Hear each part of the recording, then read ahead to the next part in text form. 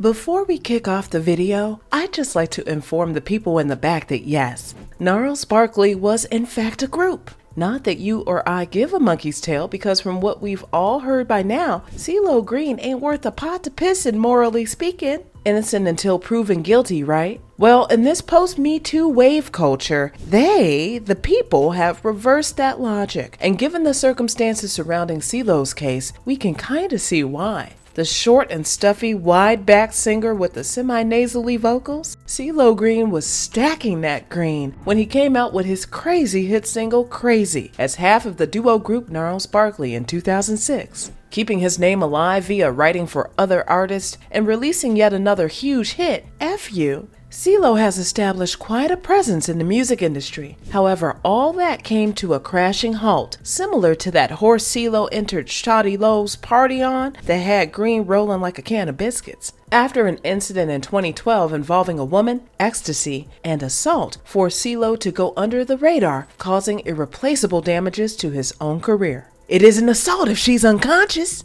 Yeah, you're on your own with that one, Mr. Green. Apparently, not many recall Ceelo Green being cancelled.com or the events that led up to his cancellation. Were we all just not paying attention, or did one of you actually give a hoot nanny enough to care? Ceelo Green became a relevant member of the music artist selection back when music was all you needed to get ahead in this here music game. Sort of. Teaming up with the other member of Gnarls Barkley. Try not to get it confused with Charles Barkley. The duo released their hit Crazy, along with the memorable mirrored image music video that was used plentiful during that time. The song was a hit, but the man behind the hit was no more than about 4 foot something and very unique looking, to say the least. His hand in the behind-the-scenes artistry was massive, and he also contributed songwriting and background vocals for other popular singers. Goody Mob, a socially conscious group focused on politics, based in Atlanta, had been his first group before crawling over to producer Danger Mouse to create their group, Gnarls Barkley. Danger Mouse was practically a backbone for Ceelo, who was the real driving force behind the short-lived duo.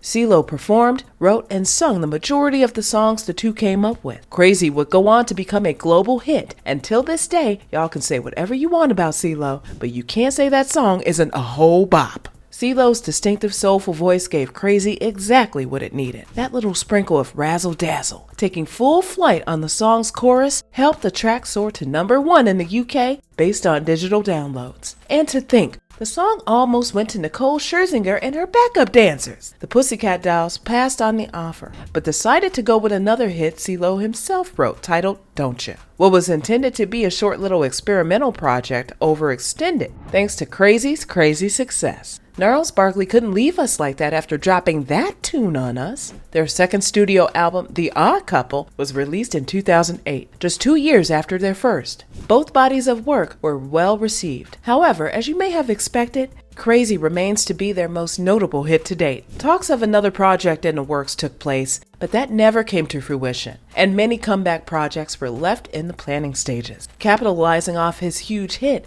Ceelo made the decision to leave Danger and his mousetraps and endure on a solo journey of his own. Starting out the new decade in the 2000s with a bang, Ceelo's solo endeavors treated him well, as his single Forget You, better known by its original explicit title, had everybody shouting F you like their lives depended on it. Did y'all know that track was co-written by an up-and-coming Bruno Mars? Forget You went on to top the charts in multiple countries, a groovy Motown-type sound distinguishable from the other pop bops of the time. A breakup anthem at best, F.U. can have many different meanings, but Ceelo says the song was written about the music industry and issues with his record label during that time. The Lady Killer, ironically enough, will become Ceelo's third album. A bitter, scorned man who gradually transforms into a lady killer was said to be the concept of the album. As eerie yet intriguing as that sounds, it made for a decent album. It was a huge success in London, and Forget You would be the only record from the album to make it on the charts in the States.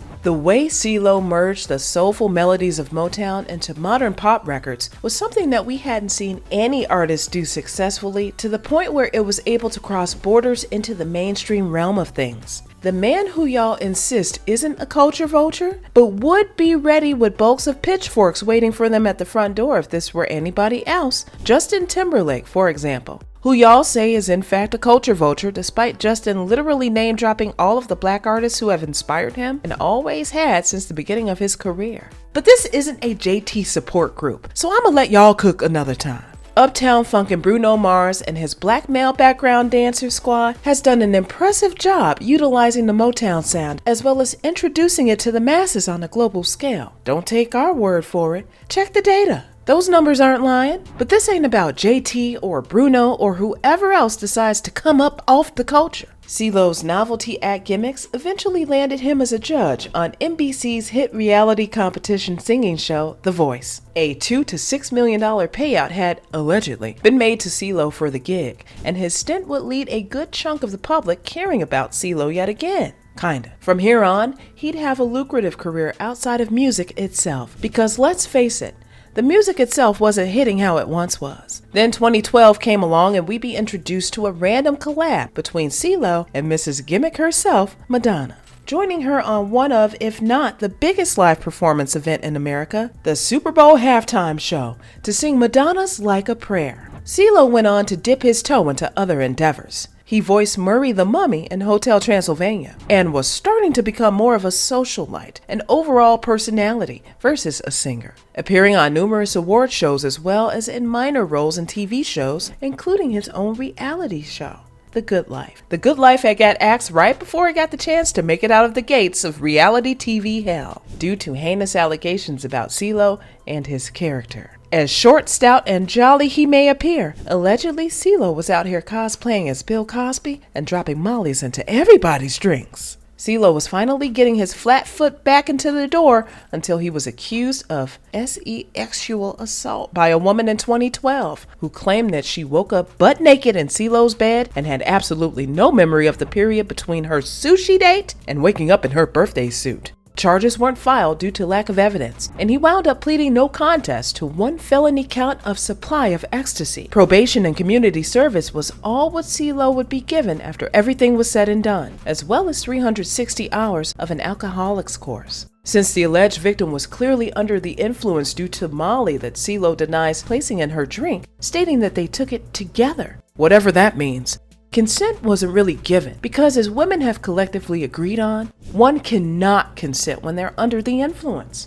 Although the incident itself is bad all around, it would be CeeLo's own mouth, specifically his tweets, that would get him in a whirlwind of trouble. That good old Twitter, now X, will do it every single time. The Bluebird app has gotten your faves in trouble time and time again, so much so by now you think they'd be smart enough to delete all their problematic tweets. Not just one, but in multiple tweets, CeeLo went on a tangent about the case, stating in several tweets that people who have really been R-worded remember, if someone is passed out, they're not even with you consciously. Replying to opposers, to one person he tweeted, "So if I tried but did not succeed, but the person said I did, then what really happened? When someone breaks in a home, there is broken glass. Where is your plausible proof anyone was R-worded?" After receiving much backlash, he deleted his string of tweets and went on a hobo apology tour before Control, Alt, and deleting his account altogether. "I only intended on a healthy exchange to help heal those who love me from the pain I had already caused from this.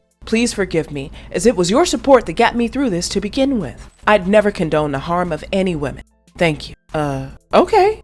Unfortunately for CeeLo, it was a little too late. His show got canceled, he resigned from The Voice, and was kicked out of the consciousness of the general public. His fifth album, Heart Blanche, came in 2015, which of course flopped harder than a fish out of water. In 2017, his own meme came about after he attended the Grammys dripped in gold from head to toe, giving him access to weasel his way back into the spotlight, and ever since he's been doing small things to do just that. In a weird twist of events, as if things weren't weird as is, CeeLo came for Jay-Z's wife in a song called, and I promise we can't make this ish up, Jay-Z's Girl, all about his infatuation with Beyonce. Let's not forget that outright bizarre video, which honestly is right up CeeLo's alley, of a phone literally exploding in his face that turned out to be fake. We think. We hope. His many attempts at reviving his career have been short-lived time and time again. His days of being the face of his music seem to have taken a hiatus in favor of gimmicks and buffoonery. But even that couldn't get the job done.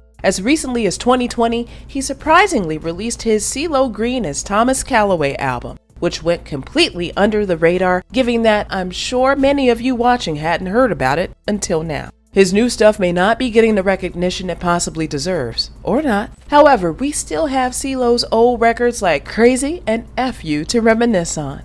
Or, if you're on the opposing end and believe the allegations, then y'all can set both tracks on fire and leave CeeLo Green on the floor where that poor horse left him. Your choice. Let us know your thoughts and opinions down below in the comments, and stay tuned for more true celebrity stories.